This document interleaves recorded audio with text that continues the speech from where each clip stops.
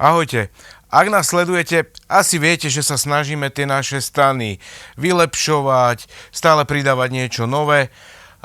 Niečo ste zachytili a niečo určite ešte dáme do éteru, ale občas sa stane aj to, že tie stany modernizujeme, aj keď sme to v pláne nemali. Ako je to presne v tomto prípade?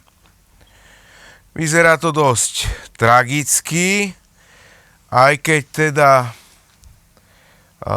chvála Bohu, nejde o nosné veci, sú to viac menej pohľadové. Samozrejme, všetko to, čo tu je poškodené, to sa bude meniť.